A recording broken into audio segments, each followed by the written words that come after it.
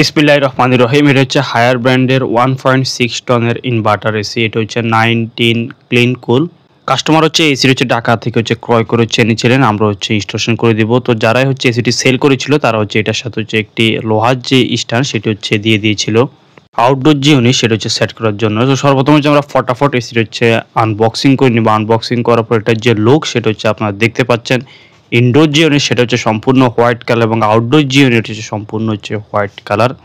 Indoor যে unit সেটার যে উপরে যে ফ্লোরিং সেগুলো খুলে নেওয়ার পর এটার যে লুক সম্পূর্ণ হচ্ছে আপনারা দেখতে পাচ্ছেন। এটা হচ্ছে হায়ার ব্র্যান্ডের 1.6 টনের ইনভার্টার এসি। এটা হচ্ছে রেফ্রিজারেন্ট R32 যে রেফ্রিজারেন্ট সেটা হচ্ছে ব্যবহার করা হয়েছে। আর এটার কন্ডেন্সার হিসেবে হচ্ছে কপার যে কন্ডেন্সার সেটা হচ্ছে ব্যবহার করা হয়েছে। কোম্পানি হচ্ছে কমিউনিকেশন যে কেবল সেটা হচ্ছে আউটডোর যে ইউনিট সেটার সাথে হচ্ছে কানেকশন করে দিয়েছেন। আর এটার সাথে হচ্ছে আকর্ষণীয় হচ্ছে একটি রেফিন যে ট্যাপ সেটা হচ্ছে আপনারা দেখতে পাচ্ছেন। ইনডোর ইউনিট হচ্ছে গোল্ডেন যে ফিন সেটা হচ্ছে ব্যবহার করা হয়েছে। আর আউটডোর ইউনিট হচ্ছে কপার যে কন্ডেন্সার সেটা হচ্ছে ব্যবহার করা হয়েছে। আর রেফ্রিজারেন্ট হচ্ছে R32 যে রেফ্রিজারেন্ট সেটা হচ্ছে ব্যবহার করা হয়েছে। এই রুমে হচ্ছে আমরা এসির হচ্ছে আজকে স্থাপন করবো। ইনডোর যে ইউনিট সেটা হচ্ছে আমরা জ্বালানার ঠিক মধ্যখানে হচ্ছে আমরা সেট করে নেব। ইনডোর ইউনিটের বেসপিটি লাগানো হয়ে গেলে তারপর হচ্ছে আমরা সুন্দরভাবে ইনডোর আউটডোর 5 কানেকশন যে হোল সেটা হচ্ছে আমরা করে নিব। দেখতে থাকুন ভিডিওর সামনের অংশ।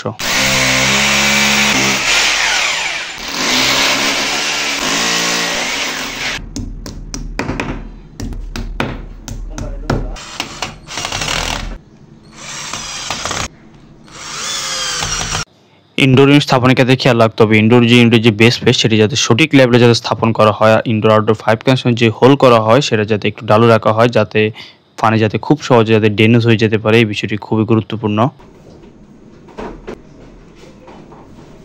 এসির ইনডোর যে ইউনিট সেটা হচ্ছে সেট করা হয়ে গিয়েছে। এটা হচ্ছে হায়ার ব্র্যান্ডের 1.6 টনের ডিসি ইনভার্টার এসি। এসির ইনডোর স্থাপনের ক্ষেত্রে খেয়াল রাখতে হবে ইনডোর ইউনিটের উপর যাতে যথেষ্ট পরিমাণ খালি জায়গা থাকে এবং দুই পাশে যাতে যথেষ্ট পরিমাণ খালি জায়গা থাকে, যাতে পরবর্তীতে খুব সহজ যাতে সার্ভিসিং করা যায়। এসির আউটডোর যে ইউনিট সেটা সেট করার জন্য স্ট্যান্ড সেটি হচ্ছে আমরা বানিয়ে নিয়েছি। দেখতে পাচ্ছেন জয়েন্ট নাট দিয়ে সুন্দরভাবে। সর্বপ্রথম হচ্ছে সার্ভিস যে পাইপ সেগুলো হচ্ছে আমরা কানেকশন করে নিব। সার্ভিস পাইপ কানেকশন করা হয়ে গেলে আউটডোর যে স্ট্যান্ড সেটা হচ্ছে আমরা সেট করে নিব। আউটডোর স্ট্যান্ডটি সেট করা হয়ে গেলে তারপর আউটডোর জিনিস সেটা হচ্ছে আমরা সেট করে ইউনিটটাকে হচ্ছে সুন্দরভাবে হচ্ছে আমরা ভ্যাকুয়াম করে নিব। এই বিষয়টি হচ্ছে খুবই গুরুত্বপূর্ণ। এটা হচ্ছে আমাদের ভ্যাকুয়াম যে পাম্প সেটি।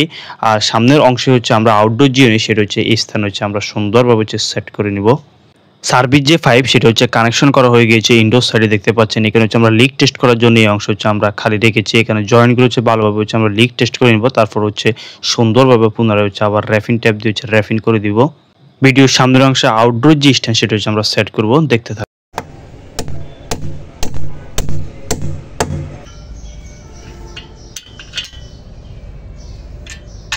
আউটডোর যে স্ট্যান্ড সেটা হচ্ছে সেট করা হয়ে গিয়েছে। তারপরে আউটডোর যে সেটা হচ্ছে আমরা সেট করে নিব। তারপর সার্ভিস যে পাইপ সেটা হচ্ছে আমরা কানেকশন করে ইউনিটটাকে হচ্ছে আমরা সঠিকভাবে হচ্ছে ভ্যাকুয়াম করব। দেখতে থাকুন ভিডিওর সামনের অংশ।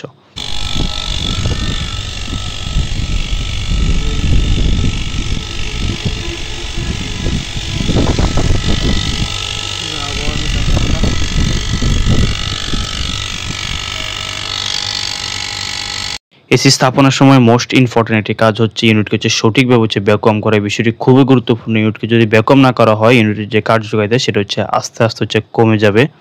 ভ্যাকুয়ামের কাজ সম্পূর্ণ হয়ে গেলে আমরা সর্বপ্রথম যে লিক যে টেস্ট সেটা হচ্ছে করে নেব। লিক টেস্ট করা হয়ে গেলে তারপর ইউনিটের যে রেফ্রিজারেন্ট সেটা হচ্ছে আমরা রিলিজ করে দেবো। আর বাইরের যে আবহাওয়া সেটা দেখতে পাচ্ছেন একবার হচ্ছে মেঘাচ্ছন্ন যে আবহাওয়া। এসি স্থাপনের সময় গুরুত্বপূর্ণ আরেকটি বিষয় হচ্ছে ইনডোর আউটডোর 5 কানেকশন যে হোল করা হয় সেটা হচ্ছে অবশ্যই বন্ধ করতে হবে, না হয় পরবর্তীতে হচ্ছে ইঁদুর বা পাখি হচ্ছে এখানে বাসা করে এসির অনেক বড় হচ্ছে ক্ষতি করে ফেলবে। লিক টেস্ট করা হয়ে গেলে তারপর হচ্ছে আমরা সুন্দরভাবে হচ্ছে এই অংশে সুন্দর করে হচ্ছে র্যাফিন করে দেই এবং হচ্ছে হোলটি হচ্ছে সুন্দরভাবে হচ্ছে সিমেন্ট দিয়ে হচ্ছে বন্ধ করে দেই। এবং ডেঞ্জে পাইপ সেটা হচ্ছে সরাসরি হচ্ছে নিচের অংশ হচ্ছে পানি পড়ে যাবে। দেখতে পাচ্ছেন ডেঞ্জে পাইপ সেটা হচ্ছে আমরা কেবলটা দিয়ে সুন্দরভাবে সার্ভিস পাইপের সাথে হচ্ছে সংযুক্ত করে দিই। সর্বোপরি হচ্ছে আমাদের কাজ শেষ। রেফ্রিজারেন্ট যেটা সেটা হচ্ছে আমরা সার্ভিস পাইপের মধ্যে হচ্ছে রিলিজ করে দেই। এসির আউটডোর স্থাপনের ক্ষেত্রে খেয়াল রাখতে হবে সামনে যাতে যথেষ্ট পরিমাণ খালি জায়গা থাকে, যাতে খুব সহজে গরম বাতাস যাতে আউট হতে পারে। ভিতরে গিয়ে হচ্ছে আমরা এসির চালিয়ে এটির কুলিং যে পারফরমেন্স সেটি হচ্ছে আমরা চেক করে নিচ্ছি। এটা হচ্ছে হায়ার ব্র্যান্ডের 1.6 টনের ক্লিন কুল সিরিজের এসি। এসি থেকে ভালো সার্ভিস পেতে নিয়মিত হচ্ছে এসির যে এয়ার ফিল্টার সেটা হচ্ছে পরিষ্কার রাখুন।